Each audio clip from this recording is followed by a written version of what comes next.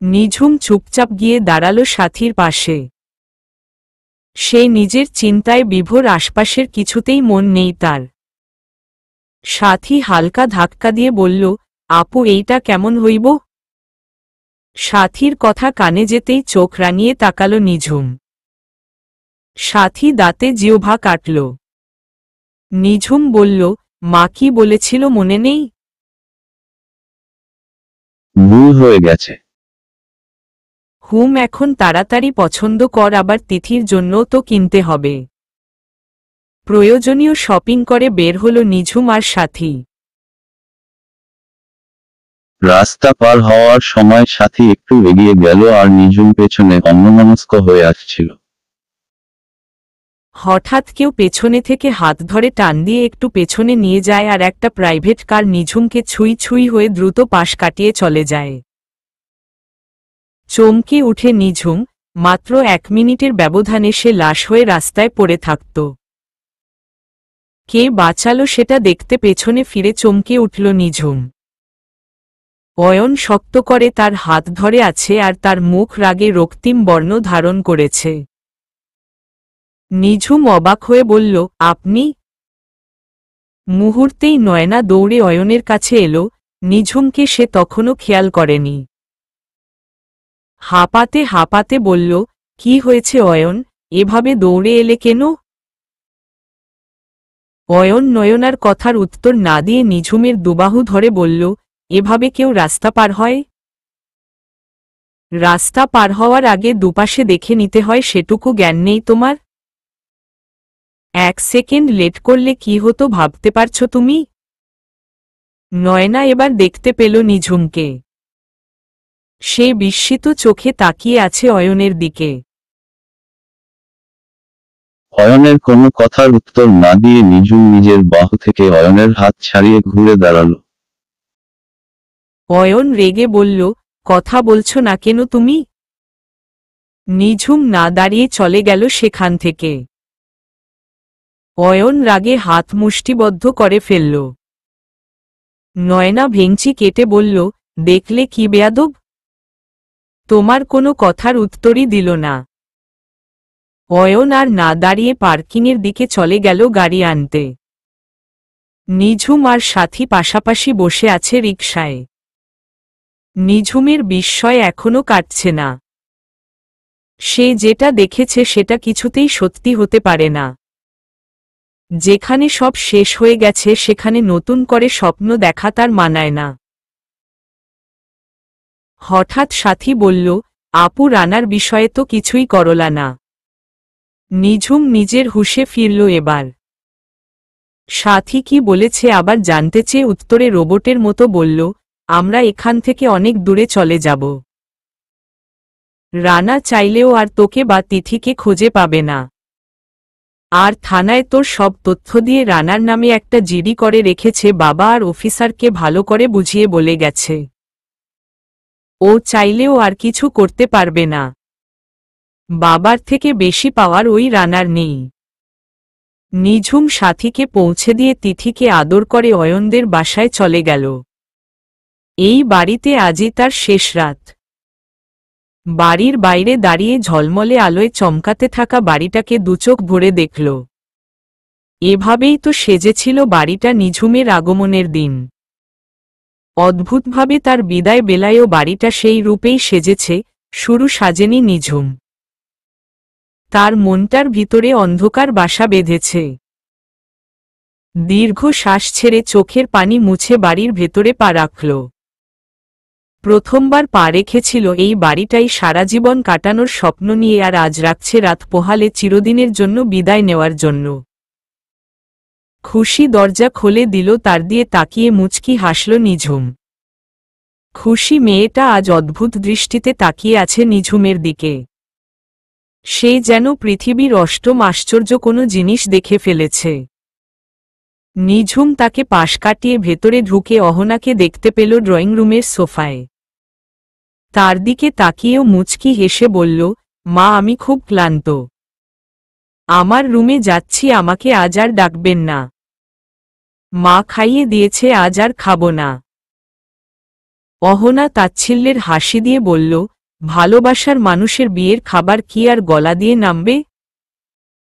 নিঝুম অসহায় গলায় বলল, মা আমি ক্লান্ত। সেটা কি শারীরিকভাবে নাকি মানসিকভাবে? উভয় দিক থেকেই প্রচণ্ড ক্লান্ত আমি। বুকে পাথর চেপে হাসির নাটক করলে ক্লান্ত তো হবেই। নিঝুম আর কিছু না বলে তাকিয়ে রইল অহনার দিকে, অহনাও তাকিয়ে রইল নিঝুমের নিষ্পাপ মুখটার দিকে। অহনার খুব শখ ছিল একটা মেয়ের, যে খুব দুষ্টু হবে, যার দুষ্টুমিতে অহনা নিজের শূন্যতা ভুলে থাকবে। কিন্তু তার স্বপ্ন ভেঙে তনের জন্ম হলো। নিঝুমকে সেদিন প্রথম থেকে অহনার মনে হয়েছিল এমন একটা দুষ্টু মেয়েই তার চাই। নিজের মেয়ের শূন্যতা পূরণ করার জন্যই অয়নের বউ করে আনা নিঝুমকে। আজ অহনার বড্ড আফসোস হচ্ছে, কেন সে নিঝুমের জীবনটা জড়িয়েছে অয়নের সাথে। নিঝুমের নিজস্ব সত্তাকে অহনা খুন করেছে নিজের হাতে। নিঝুমের দুষ্টুমিগুলো হারিয়ে গেছে অয়নের অবহেলার স্রোতে। নিঝুম নিজের রুমে চলে গেল আর অহনা সোফায় বসে আঁচলে মুখ ঢেকে কান্না করতে লাগল। আর কখনো প্রাণপ্রিয় বান্ধবীর সামনে দাঁড়াতে পারবে না অহনা। তার একমাত্র কলিজার টুকরো মেয়েকে হাতজোড় করে এনে সামলে রাখতে পারেনি। আঘাতে আঘাতে ক্ষতবিক্ষত করে ফিরিয়ে দিতে চলেছে। অহনা ডুকরে কেঁদে উঠে নিজের কপাল চাপড়াচ্ছে। নিঝুম গিয়ে ক্লান্ত শরীর এলিয়ে দিল বেডে। ফ্রেশ হওয়ার শক্তিটুকুও যেন নেই শরীরে। চোখ বন্ধ করতেই ভেসে উঠল অয়নের মুখ। রাগী চোখে হারানোর ভয় স্পষ্ট ফুটে উঠেছে। নিঝুম চোখ খুলে ফেলল। অয়ন তো তাকে ভালোই বাসে না, তাহলে তাকে হারানোর ভয় কেন পাবে সে? কিন্তু তখন নিঝুম তার চোখে হারানোর ভয় স্পষ্ট দেখেছে। নিঝুম নিজের মাথা চেপে ধরে বলল, এটা আমার ভুল। এটা কিছুতেই সত্যি হতে পারে না। অয়ন শুধু নয়নাকে ভালোবাসে আর রাত পোহালেই তাদের বিয়ে আর আমার বিদায়। এটাই সবচেয়ে বড় তিক্ত সত্য। নিঝুম চোখ বন্ধ করে নিল আর নোনা জল গড়িয়ে বালিশে গিয়ে পড়ল। রেগে আগুন হয়ে বাড়ি ফিরল অয়ন। তখনকার রাগ এখনো কমেনি তার। হলুদের অনুষ্ঠানে সে ছিল কেবল নামমাত্র। পুরোটা সময় নিঝুমর উদাসীন মুখটা তাকে তাড়া করে বেরিয়েছে। নয়নাকে খারাপ লাগছে বলে চলে এসেছে। খুশি দরজা খুলে দিল, সোজা চলে গেল নিঝুমের দরজার সামনে। নিঝুম দরজা খোলো এখনই। ভেতর থেকে কোনো উত্তর এলো না। অয়ন দ্বিগুণ রেগে বলল, নিঝুম তুমি দরজা খুলবে নাকি আমি দরজা ভেঙে ভেতরে আসব? আর এটা আমাকে করতে হলে তা তোমার জন্য ভালো হবে না। পেছনে থেকে খুশি বলল, ভাবি বলল তার ক্লান্ত লাগছে তাই এসেই শুয়ে পড়েছে। এতক্ষণে হয়তো ঘুমিয়েও গেছে। অয়ন রেগে দরজায় একটা লাথি দিয়ে চলে গেল সামনে থেকে। বাইরে থেকে অয়নের শব্দ আসা বন্ধ হতেই নিঝুম উঠে বসল। দৌড়ে ওয়াশরুমে গিয়ে চোখ মুখে পানি দিয়ে কান্না আটকানোর ব্যর্থ চেষ্টা করল। কিন্তু ব্যর্থ চেষ্টা তো ব্যর্থই হয়। ডুকরে কেঁদে উঠল নিঝুম। পৃথিবীর সামনে সে নিজেকে পাথর সাজিয়ে রাখলেও নিজের কাছে হেরে যাচ্ছে। মনে হচ্ছে ভালোবাসার মানুষটা অন্যের হাতে তুলে দেওয়ার থেকে মৃত্যু যন্ত্রণা হয়তো অনেক সহজ। অয়নের সামনে গেলে হয়তো নিজেকে সামলাতে পারবে না, তাই যেতে চায় না সে। নিঝুম নিজের চুল আঁকড়ে ধরে চিৎকার করে কাঁদতে লাগল। কাঁদতে কাঁদতে বলল, হে খোদা, আর একটু ধৈর্য দান করুন আমাকে, আর কয়েকটা ঘন্টা দাঁতে দাঁত চেপে কষ্ট সহ্য করার ক্ষমতা দিন। অনেকটা সময় সেভাবে কাটিয়ে ফ্রেশ হয়ে বের হয়ে এলো নিঝুম। টাওয়েল দিয়ে মুখ মুছতে মুছতে দাঁড়ালো আয়নার সামনে। ফর্সা মুখের চোখ আর নাকটা টকটকে লাল বর্ণ ধারণ করেছে তার। নিঝুম নিজেকে খুঁটিয়ে দেখতে লাগল। নয়না কি তার থেকে অনেক বেশি সুন্দরী? ফর্সা গোলগাল মুখটায় জোরভ্রুর নিচে টানা টানা চোখ, একটু বোচা নাক আর সরু দুটো গোলাপি ঠোঁট। মাঝে মাঝেই বাবা নাক টেনে বলতো আমার বুচুমনিটা। তার জন্য যেন বোচা নাকটাই বেশি মানানসই। মাথা ভর্তি ঘন কালো চুল, যে কেউ নিঃসন্দেহে বলবে নিঝুম অসম্ভব সুন্দরী। তবে হ্যাঁ, নয়নার থেকে সে লম্বায় একটু কম।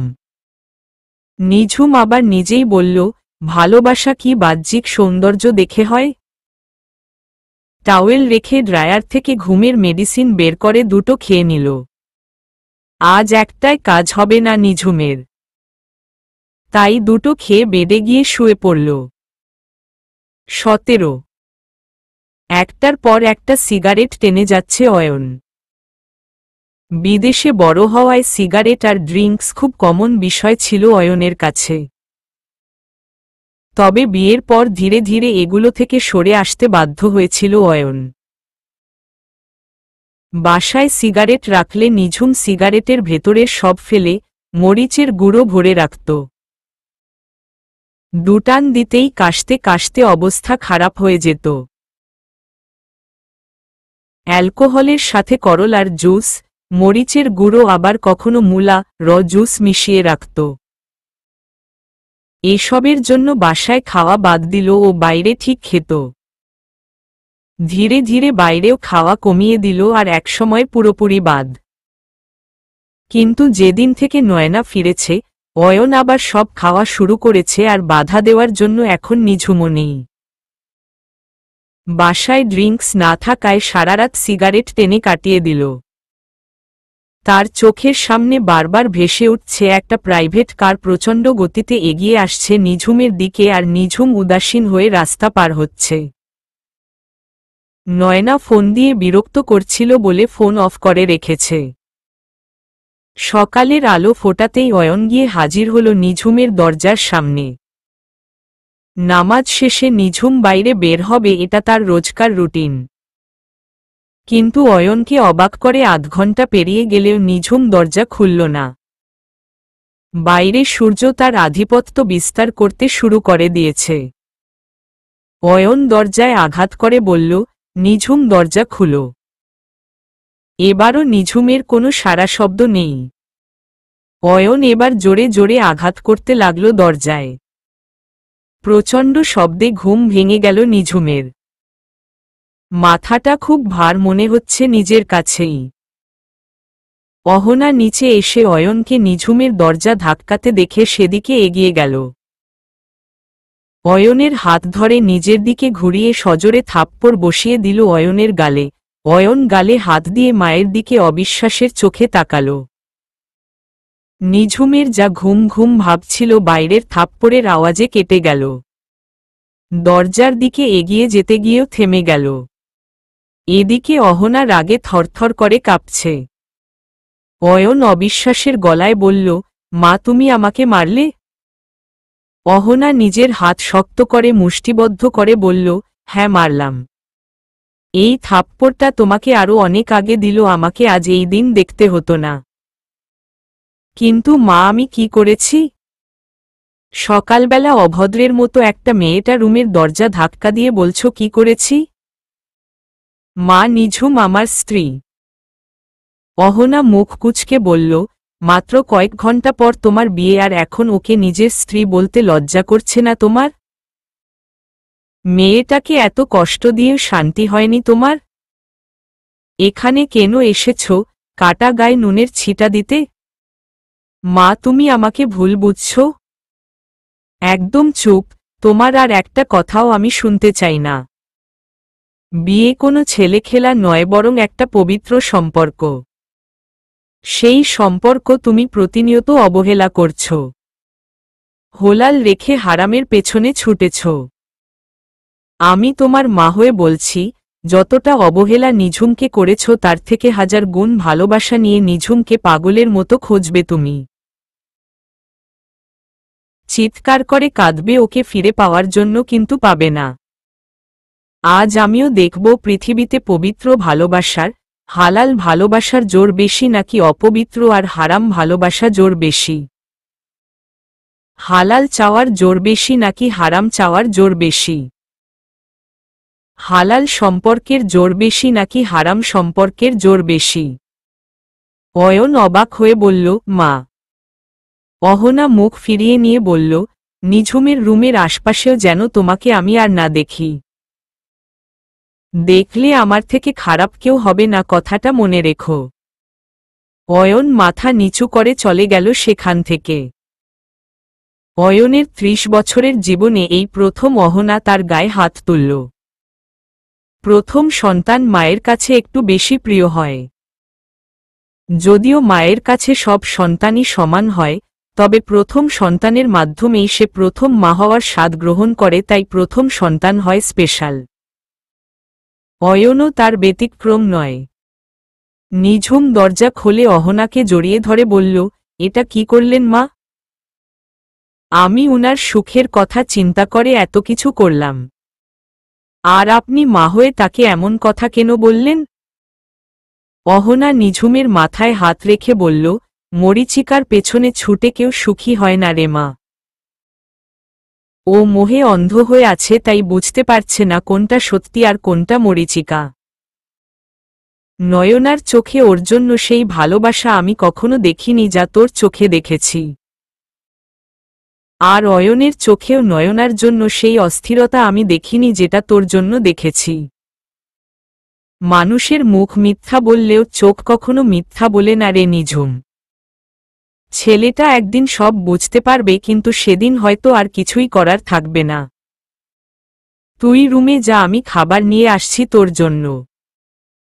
নিঝুম বলল, আপনিই না গতকাল বলল ভালোবাসার মানুষের বিয়ের খাবার কি আর গলা দিয়ে নামবে? অহনা নিঝুমকে নিজের থেকে সরিয়ে দিয়ে বলল, তুই তাড়াতাড়ি চলে যা এখান থেকে। অহনা চলে গেলে নিঝুম বিড়বিড় করে বলল, তুমিও তাড়িয়ে দিচ্ছ? হ্যাঁ চলেই যাব, কিন্তু উনাকে আর একবার বর সাজে দেখে। তখন নিজের বরের সাজে দেখেছিলাম, আর আজ নয়না আপুর বরের সাজে দেখব। ঘড়ির কাঁটা নিজ গতিতে এগিয়ে যাচ্ছে। অয়নের কিছু ফ্রেন্ড তাকে বর সাজতেন হেল্প করেছে। তবে কেউ মজা করছে না, কারণ সবারই নয়নার থেকে নিঝুমকেই পারফেক্ট মনে হয় অয়নের জন্য। অয়ন যাওয়ার সময় নিঝুম আড়াল থেকে দুচোখ ভরে দেখে নিল শেষবারের মতো। অয়ন নিঝুমের দিকে তাকালে সে আড়ালে চলে গেল দ্রুত। অয়ন দেখতে পেল না নিঝুমকে। অয়নরা চলে যেতেই নিঝুম অয়নের রুমে গেল। দরজায় হেলান দিয়ে কিছুটা সময় তাকিয়ে রইল রুমটা দিকে। রুমের প্রতিটা কোণায় কত কত স্মৃতি জমে আছে। এই রুমটায় একসময় নিঝুমের অধিকার ছিল, আজ থেকে এটাও অন্য কারো হয়ে যাবে। রুমটা গোছানোর সময় প্রত্যেকটা জিনিস ছুঁয়ে দেখল নিঝুম। আজ আর চোখের পানি আটকানোর চেষ্টা করছে না, নিজ হাতে সুন্দর করে সাজাতে লাগল অয়ন আর নয়নার বাসরঘর। এই দায়িত্বটা সে নিজেই চেয়ে নিয়েছে। বেডে গোলাপের পাপড়ি দিয়ে অয়নের পাশে নয়নার নামটা লিখতে গিয়ে হাত প্রচণ্ড কাঁপছিল নিঝুমের। সাজানো শেষে দরজার সামনে দাঁড়িয়ে আবার দেখে নিল রুমটা। নিঝুমের বাসরের থেকেও অনেক সুন্দর হয়েছে আজকের বাসর ঘরটা। নয়না বেডে বসলে হয়তো সাজটা পূর্ণতা পাবে। নিঝুম আর দাঁড়াতে পারল না, অহনার কাছে গেল। ইজি চেয়ারে বসে চোখ বন্ধ করে আছে অহনা। নিঝুম সালাম দিয়ে বলল, আসছি বলতে পারলাম না, তাই বললাম যাওয়ার সময় হয়ে গেছে মা। নিজের খেয়াল রাখবেন আর উনারও ভালো থাকবেন, চলি। অহনা চোখ খুলল না। নিঝুম অহনাকে একবার জড়িয়ে ধরে দৌড়ে বের হয়ে গেল। নিঝুম যেতেই অহনা ডুকরে কেঁদে উঠল। বাড়িটা আরও একবার ভালো করে দেখে নিল, আর কখনো যে দেখা হবে না। এই শহরে আর কখনো পা রাখতে চায় না নিঝুম। শেষবার বাড়িটা দেখে ট্যাক্সি করে সোজা এয়ারপোর্টে চলে গেল। মা, সাথী আর তিথি তার জন্য অপেক্ষা করছে সেখানে। 18। বলুন বাবা আলহামদুলিল্লাহ কবুল। নয়না অনেক আগেই কবুল বলে দিয়েছে, কিন্তু অয়ন উচ্চারণ করতে পারছে না শব্দটা। মনে হচ্ছে কেউ গলা চেপে ধরে রেখেছে। এতটা কষ্ট তো নিঝুমের সাথে বিয়ের সময় কবুল বলতে হয়নি তার। তখন তো সে নিজের ভালোবাসা নয়নাকে রেখে নিঝুমকে বিয়ে করেছিল। তবে আজ এতটা কষ্ট কেন হচ্ছে? চোখের সামনে নিঝুমের দুষ্টুমিগুলো ভাসছে, তার নোনাজলে ভেজা চোখ অয়নকে যেন বলছে আপনি আমার সাথে এত বড় অন্যায় করতে পারেন না। নিঝুমের নির্লজ্জের মতো বারবার বলা ভালোবাসি শব্দটা কানে বাজছে অয়নের। এদিকে কাজী সাহেব বারবার তাড়া দিচ্ছে কবুল বলার জন্য, আশপাশের সবাই তাকিয়ে আছে তার দিকে। হঠাৎ পাশ থেকে নয়না অয়নের হাতটা ধরল শক্ত করে। অয়ন পাশ ফিরে নয়নার দিকে তাকিয়ে দেখল সে ভীত চোখে তাকিয়ে আছে অয়নের দিকে। মুহূর্তেই নয়নার মাঝেও নিঝুমের মুখটা ভেসে উঠল অয়নের চোখে। মুহূর্তেই নয়নার মাঝেও নিঝুমের মুখটা ভেসে উঠল অয়নের চোখে। অয়ন বিড়বিড় করে বলে উঠল, নিঝুম। অয়ন কবুল বলছিল না, তাই চারদিকে সবাই একদম চুপ হয়েছিল। তাই অয়নের মুখে নিঝুম শব্দটা শুনতে একদমই অসুবিধা হল না নয়নার। টলমলে চোখে তাকিয়ে নয়না হাত ছেড়ে দিল অয়নের। ব্যথিত গলায় নয়না বলল, অয়ন আমি নয়না। অয়নের যেন ঘোর কেটে গেল। নয়নার দিকে একবার তাকিয়ে উঠে দাঁড়াল। বেশ আওয়াজ করেই বলল, আমাকে মাফ করে দিও নয়না। আমি জানি যা করেছি তার মাফ হয় না। তবে এখন বিয়েটা করলে তার থেকেও বড় অন্যায় করা হবে তোমার সাথে, আমার নিঝুমের সাথে। আবেগ আর ভালোবাসা বুঝতে অনেক দেরি করে ফেলেছি আমি। প্লিজ মাফ করে দিও আমাকে, আমি এই বিয়ে করতে পারবো না। কেউ কিছু বুঝে ওঠার আগেই অয়ন কথাগুলো বলে বিয়ের আসর থেকে বের হয়ে গেল দ্রুত। চারদিকে হইচই শুরু হয়ে গেল। নয়নার বাবা রেগে আগুন হয়ে গেছে অয়নের কথা শুনে। নয়নার দুবাহু ধরে দাঁড় করিয়ে রেগে বলল, নিঝুমকে, কার জন্য অয়ন তোকে এভাবে ফেলে চলে গেল? নয়না কাপা গলায় বলল, অয়নের স্ত্রী। বিকট আওয়াজে ঠাস করে একটা শব্দ হতেই চারদিকে মানুষের গুঞ্জন বন্ধ হয়ে গেল। নয়নার বাবা রাগে কাঁপতে কাঁপতে বলল, আমার মেয়ে হয়ে এমন জঘন্য কাজ করতে তোর একবার বুক কাঁপল না? এক মেয়ের সংসার ভেঙে নিজের সংসার সাজাতে চেয়েছিলি তুই। আমার জীবনের সবচেয়ে বড় ভুল হয়েছে তোকে পড়াশোনা করার জন্য ওই পশ্চিমা বিশ্বে পাঠানো। সেখানে থেকে নিজের দেশের কালচার ভুলে একটা অমানুষ হয়ে ফিরে এসেছিস তুই। তার জন্যই নিজে মেয়ে হয়ে অন্য একটা মেয়ের সংসার ভাঙতে তোর বুক কাঁপেনি। নয়না মাথা নিচু করে কান্না করে যাচ্ছে। চারদিকে মানুষ নানা কথা বলছে। নয়নার বাবা এবার গম্ভীর গলায় বলল, তোর যা নাটক করার করেছিস। আমার মানসম্মান যতটা নষ্ট করার করেছিস। তবে এবার তোর শুরু করা নাটকের শেষ আমিই করব। নয়না ভেজা চোখে বাবার দিকে তাকিয়ে বলল, বাবা। নয়নার বাবা নিজের বন্ধুর দিকে তাকিয়ে বলল, জামাল এবার আমার সম্মান তোর হাতে। এদিকে পাগলের মতো ড্রাইভ করে বাড়ি ফিরল অয়ন। আজ মেইন ডোর আগে থেকেই খোলা ছিল। নিঝুম চলে যাওয়ার পর সেটা আর কেউ বন্ধ করেনি। অয়ন সোজা চলে গেল নিঝুমের রুমে। নিঝুম আমাকে মাফ করে দাও। আমি আমার ভুল বুঝতে পেরেছি। জানি অনেক অন্যায় করেছি, প্লিজ মাফ করে দাও আমাকে। রুমের দিকে খেয়াল করতেই অয়নের আওয়াজ এমনই থেমে গেল। চারদিকে কেবল শূন্যতা বিরাজ করছে, কেবলই শূন্যতা। নিঝুমের ব্যবহৃত একটা জিনিসও নেই রুমে। রুমটা দেখে মনে হচ্ছে কেউ কখনো থাকেনি এখানে। অয়নের বুকের ভেতর মোচড় দিয়ে উঠল। এক মুহূর্ত না দাঁড়িয়ে চলে গেল মায়ের রুমে।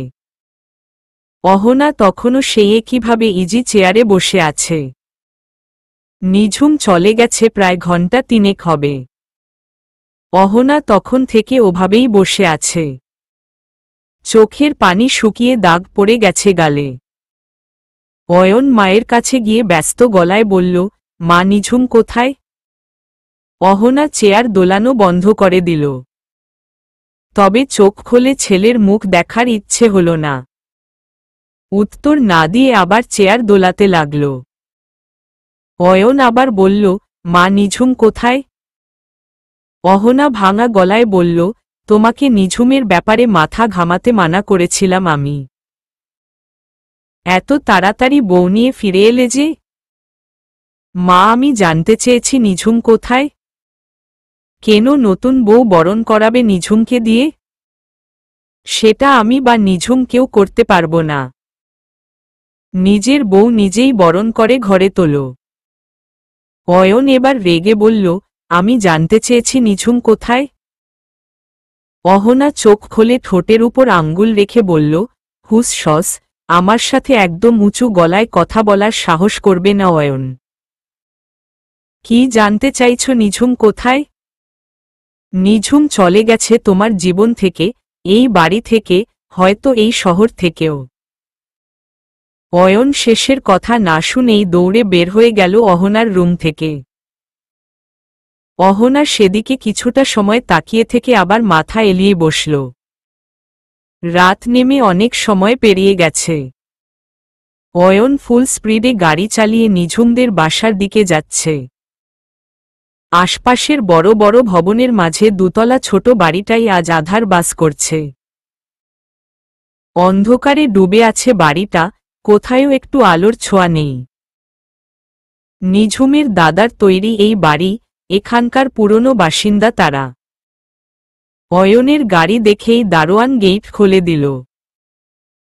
দারোয়ান কিছু বলতে চাইলে অয়ন না শুনেই ভেতরে চলে গেল। কোনো দিকে না তাকিয়ে একনাগাড়ে কলিং বেল বাজিয়ে যাচ্ছে। পেছনে থেকে দারোয়ান বলল, বাড়িতে তো কেউ নাই।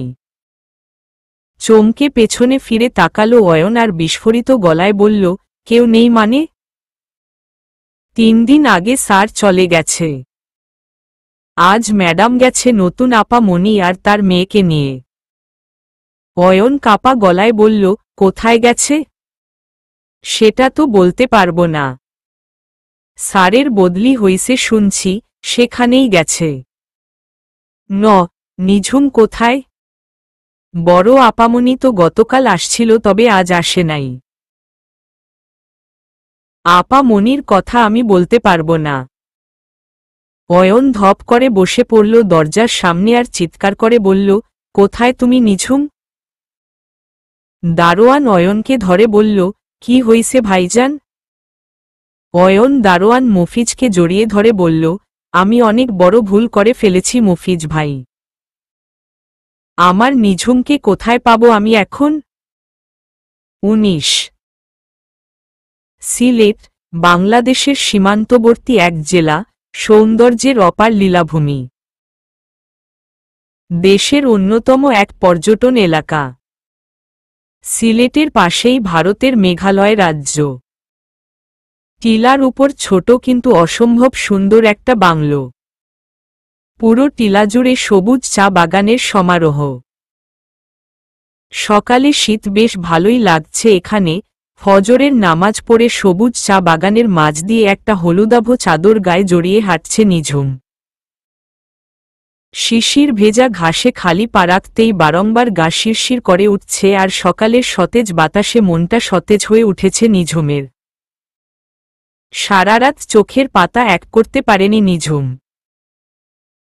গতরাত ছিল অয়ন আর নয়নার জীবনের সবচেয়ে শ্রেষ্ঠ রাত আর নিঝুমের ছিল জীবনের সবচেয়ে ভয়াবহ রাত। প্রতিটা মুহূর্ত যেন কেউ ছুরির আঘাত করেছে বুকে। দীর্ঘ শ্বাস ছেড়ে সামনে তাকাতেই দেখল দুটো প্রজাপতি উঠে বেড়াচ্ছে একে অপরের পিছু পিছু। দেখে মনে হচ্ছে একটা আরেকটার রাগ ভাঙানোর চেষ্টা করছে খুব করে, কিন্তু অন্যটা মানতে নারাজ। তাদের খুনসুটি দেখে মুচকি হাসল নিঝুম। তারপর আবার সামনের দিকে আগাতে লাগল।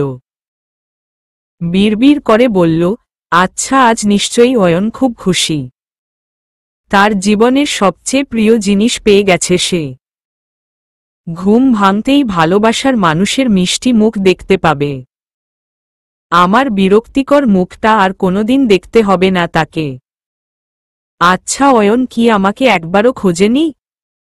আমিও নাকি ভাবছি এসব? যার থেকে মুক্তি পেতে 1.5 বছর ছটফট করেছে আবার তার কথাই মনে করবে?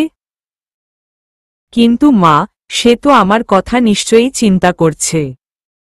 এখনো কি কান্না করছে?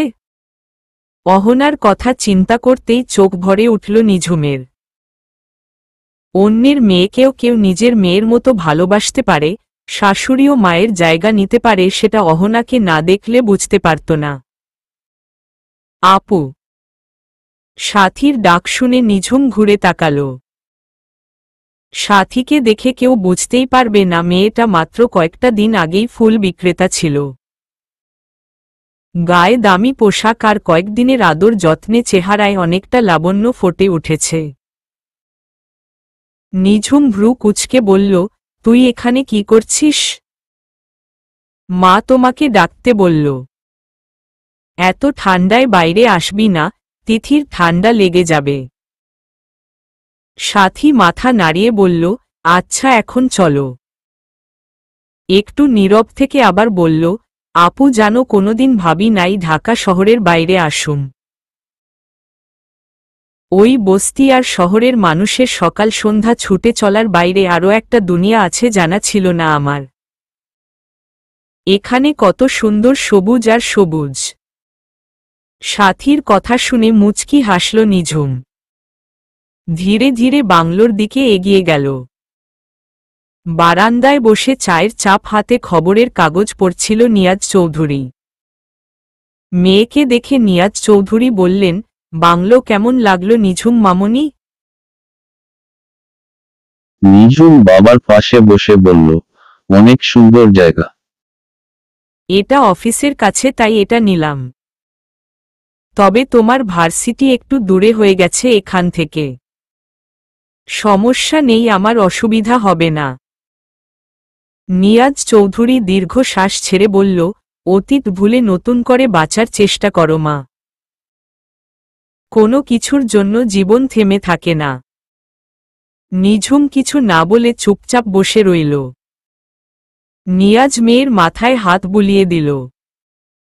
সেলিনা ভেতর থেকে হাত ছেড়ে বলল, ঝুম, তোকে কখন থেকে ডাকছি আমি।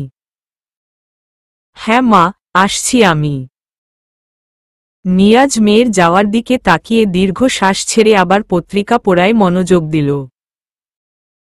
20 সকালের আলো ফুটতেই বাড়ি ফিরল অয়ন। উস্কোখুস্কো মাথার চুল, গায়ে এখনো বিয়ের শেরওয়ানি, একরাতে চেহারার হাল বেহাল হয়ে গেছে। কলিং বেলের শব্দে দৌড়ে গিয়ে দরজা খুলে দিল খুশি। অয়নকে দেখে চিৎকার করে বলল, খালাম্মা, ভাইজান চলে আসছে। অহনা প্রায় দৌড়ে নিজের রুম থেকে বের হয়ে এলো। বাতের ব্যথার জন্য সিঁড়ি উঠানামা কষ্ট হয়, তাই নিচে নিঝুমের পাশের রুমেই থাকে অহনা। বাইরে এসে অয়নকে দেখে বুক ধক করে উঠল অহনার। অয়নকে জড়িয়ে ধরে বলল, সারারাত তুই কোথায় ছিলি বাবা? অহনাকে জড়িয়ে ধরে হাউমাউ করে কেঁদে উঠল অয়ন। শরীরের সব শক্তি যেন তার ফুরিয়ে গেছে, অহনার উপর ভর ছেড়ে দিল। এতবার ছেলের ভার সামলে উঠতে পারল না অহনা। ওভাবেই বসে পড়ল অয়নের মাথা কোলে নিয়ে। অহনা মাথায় হাত বুলিয়ে বলল, শান্ত হও অয়ন। অয়ন কাঁদতে কাঁদতে বলল, মা, আমার নিঝুমকে তুমি এনে দাও। আমি কথা দিচ্ছি আর কখনো এক বিন্দু পরিমাণ কষ্টও দিব না ওকে। আমি জানি তোমাকে বলে গেছে ও কোথায় গেছে। অয়নের বিয়ে ভেঙে চলে আসার খবর তার বন্ধুরা সব বলে গেছে অহনার কাছে। অয়ন বের হয়ে যাওয়ার একটু পরই তারা এসেছিল। সারারাত ছেলের পথ চেয়ে বসেছিল অহনা। দীর্ঘ শ্বাস ছেড়ে বলল, তুমি বাচ্চা ছেলের মতো কোনো খেলনা চাইছ না যে আমি দোকান থেকে তোমাকে কিনে এনে দিব? অয়ন অহনার কোলে মাথা রেখে কান্না করছিল। এবার উঠে বসে অহনার গালে দুহাত রেখে বলল, তুমি তো জানো নিঝুম কোথায় গেছে। আমাকে শুধু একবার বলো ও কোথায় আছে, আমি নিয়ে আসব ওকে। কেন আনবে ওকে? মা, আমি নিঝুমকে খুব ভালোবাসি। সেটা বুঝতে অনেক বেশি দেরি হয়ে গেছে। অয়ন, সময়টা খেয়াল করেছ? গতকাল সকালে ঠিক এই সময়ে আমি তোমাকে বলেছিলাম তুমি খুঁজবে নিঝুমকে। 24 ঘন্টা পার হওয়ার আগেই আমার কথা সত্যি প্রমাণিত হয়েছে। গতকাল এই সময়ে নিঝুম তোমার একদম হাতের কাছে ছিল আর এখন তোমার থেকে অনেক দূরে, তোমার নাগালের বাইরে। মা প্লিজ, তুমি বলো নিঝুম কোথায়? আমি জানি না ওরা কোথায়। ওদের সাথে কথা বলার মতো মুখ তুমি আমার রাখনি। অয়ন কষ্ট করে উঠে দাঁড়িয়ে বলল, বলবে না তো? ঠিক আছে, আমি নিজেই খুঁজে বের করতে পারব। পৃথিবীর যে প্রান্তেই থাকুক আমি খুঁজে বের করব। অয়ন এলোমেলো পা ফেলে নিজের রুমের দিকে আগালে অহনা পেছনে থেকে বলল, ওকে খোঁজে লাভ নেই। খোঁজে পেলেও ও তোমার জীবনে আর কখনো ফিরবে না। অয়ন বলল, আমার উপর রাগ করেছে তো? আমি ঠিক রাগ ভাঙিয়ে ফিরিয়ে আনব। রাগ করে চলে যাওয়ার হলো আরও অনেক আগেই চলে যেত। 1.5 বছর বসে বসে তোমার অবহেলা সহ্য করত না কখনো। অয়ন অবাক হয়ে বলল, মানে? তোমার মনে কখনো প্রশ্ন জাগেনি? কখনো না যাওয়ার প্রতিজ্ঞা করা মেয়েটা হঠাৎ করেই কেন হার মেনে নিল? অয়ন প্রশ্নবোধক দৃষ্টিতে তাকিয়ে রইল অহনার দিকে ফ্যালফ্যাল করে। অহনা দীর্ঘ শ্বাস ছেড়ে বলল, নিঝুম চায়নি কোনো অপূর্ণতা নিয়ে তোমার জীবনে থাকতে। তার জন্য তোমার জীবনে কোনো অপূর্ণতা থাকুক সেটা চায়নি, আর চায়নি তোমার চোখে অপরাধী হতে। অয়ন বিস্ময় নিয়ে বলল, মানে কি এসবের? আমি কিছুই বুঝতে পারছি না। অহনা কাট কাট গলায় বলল, নিঝুম কখনো মা হতে পারবে না আর না কখনো পারবে তোমাকে বাবা ডাক শোনার স্বাদ দিতে। এলোমেলো পায়ে রুমে গেল অয়ন। রুমটা দেখে বুকের ভেতর ধক করে উঠল, এখনো কত সুন্দর করে সাজানো রুমটা। অয়ন ধীরে ধীরে এগিয়ে গেল বেডের দিকে, নিজের নামের পাশে নয়নার নামটা দেখে চোখ ভরে উঠল নোনাজলে। এই একটা ভুলের জন্য আজ তার জীবন এলোমেলো হয়ে গেছে। অয়ন খুব সাবধানে নয়নার জায়গায় নিঝুমের নাম লিখে দিল। তারপর বেড থেকে নেমে দেয়াল ঘেঁষে ফ্লোরে বসল। 21 অনার্স ফাইনাল ইয়ারের স্টুডেন্ট নিঝুম। বছরের মাঝামাঝি সময়ে ভার্সিটি চেঞ্জ করার জন্য বেশ অসুবিধায় পড়তে হচ্ছে। সারা বছরও তেমন একটা পড়াশোনা হয়নি। মানসিক যন্ত্রণার সাথে লড়ে পড়াশোনায় মনোযোগী হয়ে উঠতে পারেনি। আজই প্রথম ভার্সিটি গিয়েছিল। মনে হচ্ছে টিউশন ছাড়া খুব বাজে অবস্থা হবে রেজাল্টের। নিঝুম ডিনারের সময় বলল, বাবা আমার একটা টিউটর প্রয়োজন। রেজাল্টের অবস্থা না হলে খুবই খারাপ হয়ে যাবে। নিয়াজ মুচকি হেসে বলল, ঠিক আছে আমি দেখছি। সাথীর জন্যেও প্রয়োজন। দুজনকেই যাতে সময় দিতে পারে এমন কাউকেই দেখো। নিয়াজ সাথীর দিকে তাকিয়ে বলল, তুমি কোনো ক্লাস পর্যন্ত পড়াশোনা করেছিলে? সাথী মাথা নিচু করে বলল, 9-এ উঠার পরই বিয়ে দিয়ে দিয়েছিল মা। আচ্ছা, তোমাকেও ভর্তি করে দিব। ক্লাস করার প্রয়োজন নেই, বাড়িতে পড়েই এসএসসি পরীক্ষা দাও। কলেজে ভর্তি হয়ে গেলে ক্লাস করো। সাথী কৃতজ্ঞতার দৃষ্টিতে তাকালো নিয়াজ চৌধুরীর দিকে। সাথী বাবা মারা গেছে। সাথী তখন অনেক ছোট। মা মানুষের বাড়ি কাজ করে, তাও এতটুকু পড়াতে পেরেছিল। বাবার ভালোবাসা পাওয়া হয়নি সাথীর। নিয়াজ সাথীর মাথায় হাত রেখে বলল, আমার নিঝুম মাকে আমি খুব ভালোবাসি। সে যখন তোমাকে নিজের বোনের জায়গা দিয়েছে, আমরা তাহলে কিভাবে মুখ ফিরিয়ে নিব? সাথীর কোল থেকে হঠাৎ কেঁদে উঠল তিথি। নিয়াজ তিথির মাথায় হাত রেখে বলল, নানু ভাই তুমি কবে স্কুলে যাবে? তিথি কান্না থামিয়ে ফ্যালফ্যাল করে তাকালো নিয়াজের দিকে। তা দেখে সবাই হেসে উঠল। তিথির দিকে তাকিয়ে মলিন হাসল নিঝুম।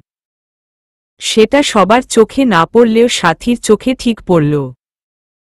সাথী এখন নিঝুমের সম্পর্কে সবই জানে। নিজের মেয়ের দিকে তাকিয়ে সাথী দীর্ঘশ্বাস ছাড়ল। সাথীর কাছে এখন মনে হয় তার থেকে বেশি অসহায় নিঝুম। খাওয়া শেষে যে যার রুমে চলে গেল। নিঝুম একটা চাদর জড়িয়ে বেকনিতে গিয়ে বসল। কুয়াশা দখল করে নিয়েছে চারপাশটা। বেলকনির বাইরে সাদা কুয়াশা ছাড়া কিছুই দেখা যাচ্ছে না। কুয়াশা বরাবরই ভালো লাগে নিঝুমের। তাই উপভোগ করতে লাগল সময়টা।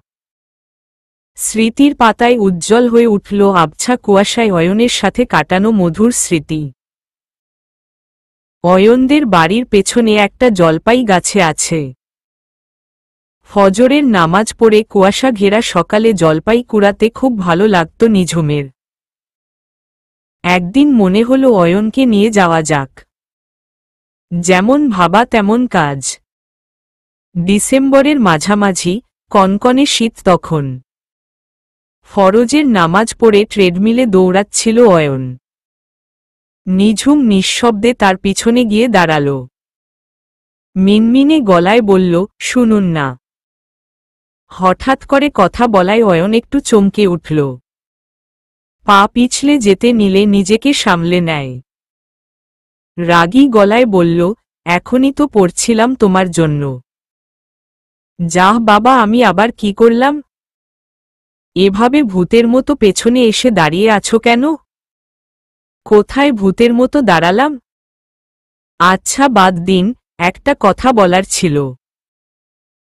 কান খোলা আছে, না চাইলেও শুনতে পাব।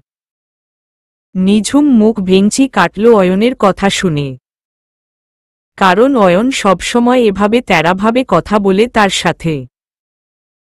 ভেঙচি কাটা বন্ধ করে যেটা বলতে এসেছিলে সেটা বলো। নিঝুম চমকে উঠল অয়নের কথা শুনে। সে বুঝল কিভাবে নিঝুম ভেঙচি কেটেছে। জিজ্ঞেস করতে যাবে তার আগেই মনে পড়ে গেল সামনে কাচের দেয়াল। তাই ওসব চিন্তা বাদ দিয়ে বলল, বাড়ির পেছনের জলপাই গাছে না? সেটায় অনেক জলপাই হয়েছে। অয়ন ট্রেডমিল থেকে নেমে ভ্রু কুঁচকে বলল, তো? নিঝুম উৎফুল্ল হয়ে বলল, সকালে অনেক জলপাই গাছের তলায় পড়ে থাকে। অয়ন আগের ভঙ্গিতে বলল, তো? নিঝুম চোখ বন্ধ করে একটা ঢোক গিলে বলল, লবণ মরিচ দিয়ে জলপাই কামড়ে খেতে যা লাগে না। চলুন না কুড়িয়ে নিয়ে আসি। অয়ন নাক ছিটকে বলল, তুমি জলপাই কুড়িয়ে খাবে? দারোয়ানকে বললে এমনই পেরে দিবে, আর তাছাড়া বাজারে কত কিনতে পাওয়া যায়। নিঝুম মুখ ফুলিয়ে বলল, কুড়িয়ে খাওয়ার মজাই আলাদা। অয়ন ভ্রু কুঁচকে তাকিয়ে আছে নিঝুমের দিকে। নিঝুম তা দেখে ভয়ে ঢোক গিলল। এই নিয়ে কতদিন কুড়িয়ে এনে খেয়েছ? নিঝুম আমতা আমতা করে বলল, যেদিন থেকে গাছে জলপাই দেখেছি। অয়ন বিস্ময়ে চোখ বড় বড় করে ফেলল। নিঝুম ভয় সাইডে রেখে অয়নের হাত ধরে টেনে নিয়ে বলল, চলুন তো। অয়ন কিছু বলার সুযোগ পেল না। বাড়ির বাইরে পা রাখতেই বাইরের ঠান্ডা বাতাস এসে গায়ে লাগল। অয়ন শুধু কালো রঙের একটা সেন্টু গেঞ্জি পরে আছে। নিঝুম হঠাৎ বলে উঠল, আপনি দাঁড়ান, আপনার জন্য একটা চাদর নিয়ে আসি। বাইরে প্রচণ্ড ঠান্ডা পড়েছে। অয়ন গম্ভীর গলায় বলল, লাগবে না। নিঝুম মনে মনে বলল, লাগবে না তো? আজ ঠান্ডায় মজা বুঝবে বাছাধন। মুখে বলল, চলুন চলুন। কুয়াশায় তেমন কিছুই দেখা যাচ্ছে না। অয়ন ট্রাউজারের পকেটে হাত ঢুকিয়ে নিঝুমের সাথে যেতে লাগল। মূলত অয়ন দেখতে চায় নিঝুম কি কি করে বেড়ায়। তাই নিঝুম জোর করাই সে বাধা দেয়নি। গাছের নিচে এসে নিঝুম জলপাই খুঁজতে লাগল। বাড়ির বাউন্ডারি ঘেঁষে জলপাই গাছটা। গাছের নিচে সবুজ ঘাস। অয়ন গাছের দিকে তাকিয়ে দেখল গাছ ভর্তি বড় বড় জলপাই। এই গাছ নিয়ে তার কোনো ধারণাই ছিল না, অথচ নিঝুম ঠিক খুঁজে বের করেছে। নিঝুম চেঁচিয়ে বলে উঠল, পেয়েছি। নিঝুমের হাতে একটা জলপাই দেখতে পেল অয়ন। নিঝুমের কাণ্ড দেখে আড়ালে হাসল। নিঝুমের অনেক আচরণই বাচ্চাদের মতো। কথায় আছে, এক বাবার এক মেয়ে একটু বেশি আহ্লাদী হয়। নিঝুম তার জলজ্যান্ত প্রমাণ। অয়ন নিজের হাতে হাত ঘষে বলল, ঠান্ডা লাগছে, পেয়েছ তো, এবার চলো। নিঝুম বলল, কেবল তো একটা পেয়েছি। আপনাকে আগেই বলেছিলাম একটা চাদর নিয়ে আসি, শুনলেন না। আপনি চাইলে আমার সাথে চাদর শেয়ার করতে পারেন। নিঝুমের কথা শুনে অয়ন ভ্রু কুঁচকে তাকাল। তা দেখে নিঝুম ঘাসের মাঝে আবার জলপাই খুঁজতে লাগল। অয়ন দেখতে লাগল নিঝুমকে। বিড়বিড় করে বলল, পাগলি একটা। ধীরে ধীরে অয়নের শীত বাড়তে লাগল। একটু পর নিঝুম পাশে এসে বলল, হয়ে গেছে, চলুন। কয়টা পেয়েছ দেখি। নিঝুম নিজের হাতের মুঠো খুলে দেখালো অয়নকে। 8-10টা বড় বড় জলপাই দুহাতের মুঠোয়। জলপাইয়ের সাথে ঘাসের ময়লা লেগে আছে। তা দেখে অয়ন নাক কুঁচকে বলল, নোংরা মেয়ে একটা। নিঝুম নাক ফুলিয়ে বলল, আমি কি না ধুয়ে খেয়ে নিব নাকি? অয়ন এগিয়ে গেলে নিঝুম বলল, একটা জিনিস দেখবেন? পেছনে ফিরে তাকিয়ে অয়ন বলল, কি দেখব? জুতো খোলেন। অয়ন ভ্রু কুঁচকে বলল, জুতো খুলতে যাব কেন? আগে খুলুন, তারপর বলছি। অয়ন জুতো খোলে ঘাসে পা রাখতেই গা শিরশির করে উঠল। নিঝুম মুচকি হেসে বলল, কেমন লাগল? এর আগে কখনো এমন অভিজ্ঞতা হয়নি অয়নের। তাই অদ্ভুত ভালো লাগা কাজ করল মনে। এবার হাঁটুন, দেখবেন কেমন ভালো লাগে। অয়ন ধীরে ধীরে হাঁটতে লাগল। প্রত্যেকটা কদমে গা শিরশির করে উঠছে। নিঝুম জলপাইগুলো এক হাতে নিয়ে অয়নের কাছে গিয়ে নিজের গায়ের চাদর অর্ধেক চাদর অয়নের গায়ে দিল। অয়ন ফিরে তাকালো, তবে কিছু বলল না। মাঝে কিছুটা দূরত্ব রেখে পাশাপাশি হাঁটতে লাগল। অয়নেরও অসম্ভব ভালো লাগা কাজ করছে মনে। অনেকটা সময় এভাবে হাঁটল দুজনে। হঠাৎ অয়নের হাত টেনে জলপাইগুলো তার হাতে দিকে নিঝুম। অয়ন কিছু বলার আগেই বলল, আপনি এগুলো নিন, আমি জুতো 2 জোড়া নিয়ে আসছি। অয়নের উত্তরের অপেক্ষা না করেই দৌড়ে জুতো আনতে চলে গেল নিঝুম। অয়ন মাঝে মাঝে অনেক বেশি অবাক হয় নিঝুমের কাজে। দুজনে ভেতরে গিয়ে ফ্রেশ হয়ে নিল। অন্যদিনের থেকে আজকের সকালটা সুন্দর লাগছে অয়নের কাছে, কারণটা জানা নেই। শুক্রবার, তাই অফিস নেই। ব্রেকফাস্ট করে রুমে বসে কাজ করছিল ল্যাপটপে। নিঝুম রুমে এসে বলল, খা করুন তো। অয়ন ভ্রু কুঁচকে কেন বলার জন্য মুখ খুলতেই নিঝুম একটা জলপাই ঢুকিয়ে দিল অয়নের মুখে। নিঝুম জানে অয়ন একদমই টক খেতে পারে না। জলপাইয়ে কামড় লাগতেই মুখ কুঁচকে চোখ বন্ধ করে ফেলে অয়ন। তা দেখে হাসতে হাসতে লুটোপুটি খায় নিঝুম। পুরনো স্মৃতি মনে করে আনমনে হেসে উঠল নিঝুম আর মুহূর্তেই বাস্তবে ফিরে এলো। হাসি মিলিয়ে চোখের কোণে চিকচিক করে উঠল নিঝুমের। চোখ বন্ধ করলে আজও সব জীবন্ত মনে হয়। চোখ বন্ধ করলেই মনে হয় ওই তো অয়ন ভ্রু কুঁচকে তাকিয়ে আছে তার দিকে। কিন্তু চোখ খুলতেই চারদিকে কেবলই শূন্যতা। দুহাতে মুখ ঢেকে কেঁদে উঠল নিঝুম। ভেজা গলায় বলল, কেন এমন হলো অয়ন? আপনি কেন একটু ভালোবাসতে পারলেন না আমাকে, কেন? 22। অন্ধকার রুমে দেয়ালে হেলান দিয়ে ফ্লোরে বসে আছে অয়ন, কানে বারবার অহনার বলা কথা বাজছে। নিঝুম কখনো মা হতে পারবে না। কোথায় তবু তো একটু পরিবর্তন হয়নি মনের। মন বলছে কত মানুষই তো আছে যাদের সন্তান নেই।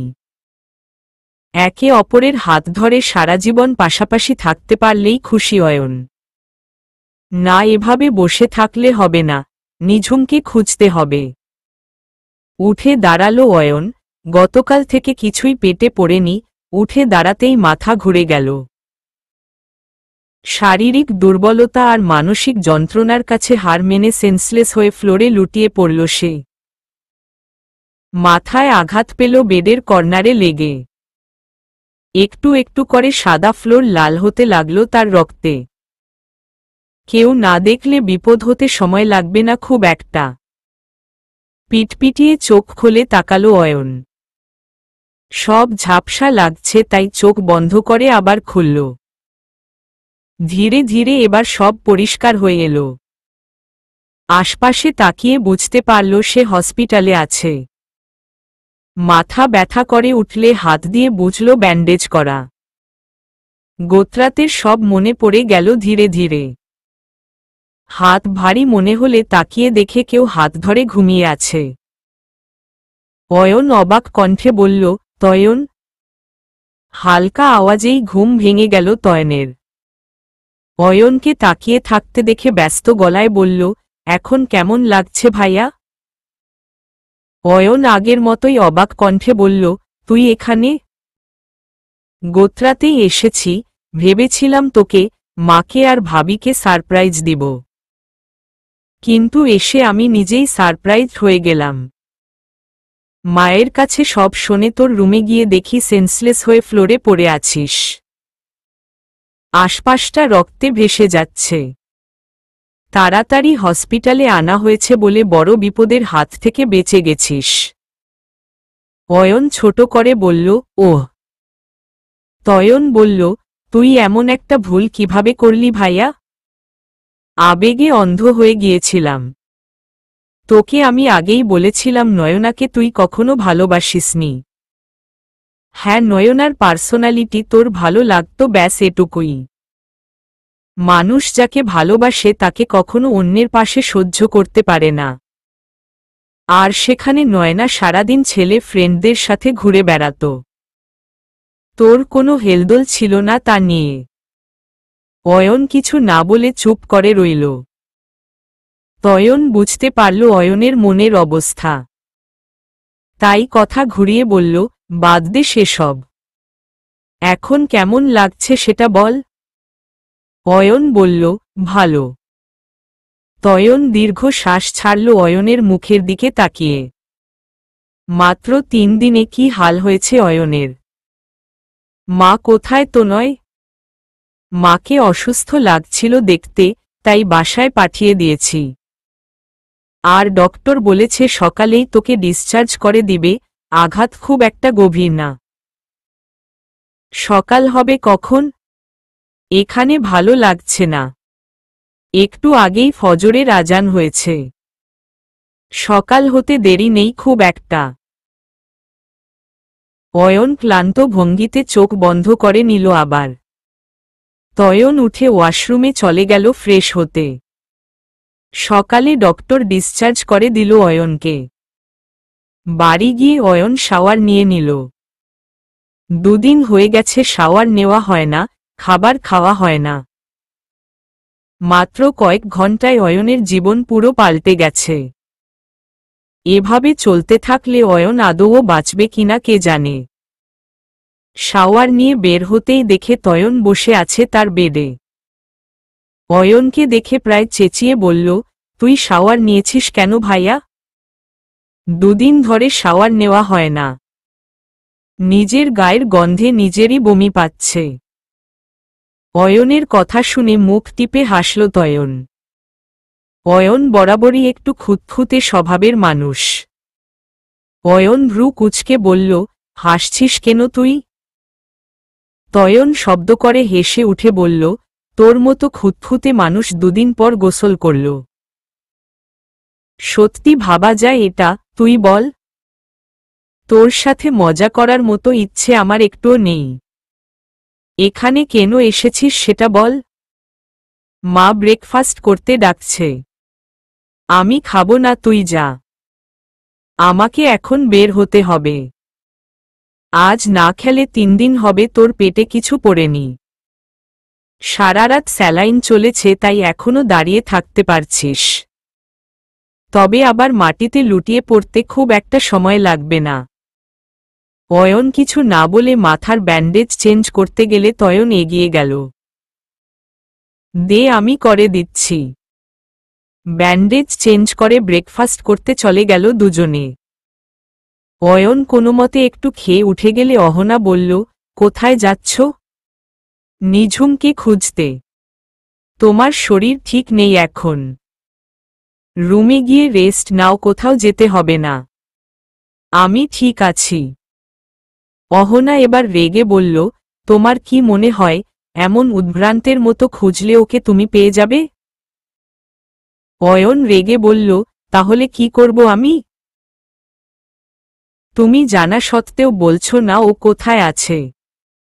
এখন কি করতে পারি আমি, তুমি বলো? তয়ন খাবার নাড়তে নাড়তে বেশ শান্ত গলায় বলল, অতিরিক্ত চাপে তোর বুদ্ধি লোপ পেয়েছে ভাইয়া। অয়ন ভ্রু কুঁচকে বলল, মানে? ভাবি নিশ্চয়ই বাতাসে মিলিয়ে যায়নি। আর এই শহরে নেই সেটাও তুই নিশ্চিত হয়েছিস। এই শহর থেকে বের হতে সে নিশ্চয়ই বাস, ট্রেন, প্লেন কোনো একটা অবশ্যই ব্যবহার করেছে। সেদিনের সব জায়গার যাত্রী লিস্ট চেক করতে পারিস। অথবা আঙ্কেলের অফিসে খোঁজ নিতে পারিস তার ট্রান্সফার কোথায় হয়েছে। সেটা জানতে পারলে সব আরও সহজ হয়ে যাবে। তুই এসব না করে রাস্তায় রাস্তায় ঘুরে ভাবিকে খুঁজছিস। অয়ন আজ বুঝতে পারল তাড়াহুড়ো করে মানুষ সহজ পথটাও কঠিন করে ফেলে। তয়নের দিকে তাকিয়ে বলল, ধন্যবাদ। অয়ন আবার বাইরের দিকে যেতে থাকলে তয়ন বলল, দাঁড়া, আমিও আসছি তোর সাথে। তয়নও খাবার ফেলে ছুটল অয়নের পেছনে। অহনা নীরব দর্শকের ভূমিকা পালন করল কেবল। অয়ন আগে নিঝুমের বাবার অফিসে চলে গেল। কোথায় বদলি হয়েছে জানতে চাইলে প্রথমে মানা করতে দেয় বলতে। অয়নের পরিচয় জানার পর আরেকটু পকেট গরম হতেই গড়গড় করে সব বলে দিল। মিস্টার চৌধুরী হঠাৎ করে বদলি কেন নিলেন বুঝতে পারছি না। আর এটাও বলে গেছে উনি কোথায় আছে এটা যেন কাউকে বলা না হয়। অয়ন কাপা গলায় বলল, কোথায় আছেন উনি? লোকটা টাকার দিকে তাকিয়ে হলদেটে দাঁত বের করে হেসে বলল, সিলেট জেলায় আছে। সিলেটে আমাদের অফিসে খোঁজ নিলেই সব জানতে পারবেন। অয়ন যেন অমাবস্যার রাতে এক চিলতে আলো খুঁজে পেল। তয়নের দিকে তাকিয়ে কৃতজ্ঞতার হাসি দিল। অয়ন লোকটাকে ছোট করে ধন্যবাদ বলে অফিস থেকে বের হয়ে এলো। বাইরে এসে তয়ন বলল, এবার কি করবি? অয়ন হাসি মুখে বলল, সিলেট যাব, আর সেটা আজই। তোকে অসংখ্য ধন্যবাদ ভাই। তয়ন বাঁকা হেসে বলল, ঠান্ডা মাথায় ভাবলে এটা অনেক আগেই তোর মাথায় আসত। কিন্তু তুই তো বউ হারানোর শোকে দেবদাস হয়ে গিয়েছিলি। অয়ন ভ্রু কুঁচকে তাকালো তয়নের দিকে। তা দেখে তয়নের হাসি বন্ধ হয়ে গেল। তয়নকে ভয় পেতে দেখে অয়ন নিজেই হেসে ফেলল। তয়ন বলল, চল আগে বাড়ি চল, তার আগে এক জায়গায় যেতে হবে। তয়ন অবাক হয়ে বলল, কোথায়? ডিভোর্স ক্যান্সেল করতে। আর একবার ভেবে নে ভাইয়া। নিঝুম ভাবি কিন্তু কখনোই মা হতে পারবে না। পরে আবার যদি আফসোস করিস তাহলে ভাবি অনেক কষ্ট পাবে। অয়ন মুচকি হেসে বলল, আমার আর কাউকে প্রয়োজন নেই, আমার পাশে শুধু নিঝুম থাকলেই হবে। তয়ন মুগ্ধ হয়ে তাকালো অয়নের দিকে। সব জানার পর অয়নের উপর যতটা রাগ হয়েছিল এখন ততটাই গর্ব হচ্ছে নিজের ভাই বলে। অয়ন আগে অ্যাডভোকেটের কাছে গিয়ে ডিভোর্স ক্যান্সেল করার সব ব্যবস্থা করে ফেলল। পেপার যেন নিঝুমের কাছে পাঠানোর না হয় সেটা নিশ্চিত করে বাসায় ফিরে গেল। বাসায় গিয়েই নিজের ব্যাগ গুছানো শুরু করে দিল। অহনা তয়নকে বলল, অয়নকে এত খুশি খুশি মনে হচ্ছে কেন? ভাবির খোঁজ পেয়ে গেছে তাই। কোথায় আছে নিঝুম? তয়ন অবাক হয়ে বলল, তার মানে তুমি সত্যি জানো না ভাবি কোথায় আছে? অহনা মলিন হেসে বলল, জানি না। জানতে চাওয়ার সাহস বা অধিকার কোনোটাই ছিল না। সিলেট আছে ভাবি। সত্যি বলছো তুমি তয়ন? হ্যাঁ মা, একদম সত্যি। উনার বাবা সিলেট আছে মানে উনিও সিলেট আছে, এটা সিউর। অহনাকে কথাটা বলে তয়ন অয়নের রুমের দিকে এগিয়ে গেল। অয়নকে জামাকাপড় গোছাতে দেখে বলল, আমি এত বড় উপকার করলাম, এখন আমাকেই ফেলে চলে যাচ্ছিস? অয়ন অবাক হয়ে বলল, তুই যাবি? না নিলে কিভাবে যাব বল? নিব না কেন? তুইও তাড়াতাড়ি সব গুছিয়ে নে। কিভাবে যাবি, গাড়িতে নাকি ফ্লাইটে? আমার এত সময় সহ্য হবে না, তাই ফ্লাইটে যাব। তয়ন মুখ ফুলিয়ে বলল, গাড়ি নিয়ে চল না, লং ড্রাইভে যাওয়াও হয়ে যাবে। আর তাছাড়াও সবুরের ফল নাকি মিষ্টি হয়। তয়নের দিকে তাকিয়ে রাজি হয়ে গেল অয়ন। তয়ন বলল, তাহলে এখন না, রাতে রওনা হয়ে যাব আর সকালের মধ্যে পৌঁছে যাব ইনশাআল্লাহ। এখন চল কিছু শপিং করে আসি। ভাবির রাগ ভাঙানোর জন্য কিছু তো লাগবে তাই না? এটা কিন্তু ঠিক বলেছিস। তয়ন বেশ স্টাইল নিয়ে বলল। ইমদাদুল আহমেদ তয়ন কখনো ভুল কিছু বলে না। অয়ন একটা থাপ্পড় মারল তয়নের মাথার পিছনে আর তারপর দুই ভাই চলল শপিং করতে। 23 কি হলো আপু, এত তাড়াতাড়ি চলে এলে যে? সাথীর কথায় চমকে উঠল নিঝুম। ভার্সিটি গিয়েছিল কিন্তু একটা ক্লাস করেই ফিরে এলো। গতরাতে অয়নকে নিয়ে একটা দুঃস্বপ্ন দেখেছে, সেটা নিয়ে দুশ্চিন্তায় আছে সকাল থেকে। বারবার ইচ্ছে করছে একটা কল দিয়ে অয়নের খোঁজ নিতে, কিন্তু কিছুতেই করে উঠতে পারছে না। যদি তার ফোন করা নিয়ে নয়না আর অয়নের মাঝে কোনো ঝামেলা হয় সেটা ভেবে। ভার্সিটিতে এমনিতেই সে নতুন, কাউকে চিনে না, তাই আরও বেশি বিরক্ত লাগছিল সবকিছু। কি হলো আপু, কিছু বলছো না যে? নিঝুম ক্লান্ত গলায় বলল, ভালো লাগছিল না তাই চলে এলাম। মা কোথায়? মাকে দেখছি না যে। মায়ের মাথা ব্যথা করতাছে তাই মেডিসিন খাইয়া ঘুমাইছে একটু আগে। নিঝুম ভ্রু কুচকে বলল, তোর এই জগা খিচুড়ির কথা ঠিক হবে কবে? সাথী বোকা হেসে বলল, চেষ্টা করছি তো। তিথি কোথায়? বেডে খেলনা দিয়ে বসিয়ে রেখেছি, রান্না করতে হবে তো তাই। নিঝুম বড় বড় চোখে তাকিয়ে বলল, তুই ওকে রুমে একা রেখে কিচেনে কাজ করছিলি? সাথী মুখ কাচুমাচু করে বলল, হ্যাঁ। নিঝুম রেগে বলল, তোর একটু জ্ঞান বুদ্ধি কবে হবে বলতো সাথী? যদি বেড থেকে নিচে পড়ে যায় নিঝুম তাড়াতাড়ি সাথীর রুমে গিয়ে দেখে তিথি ভদ্র মেয়ের মতো পুতুল দিয়ে খেলছে।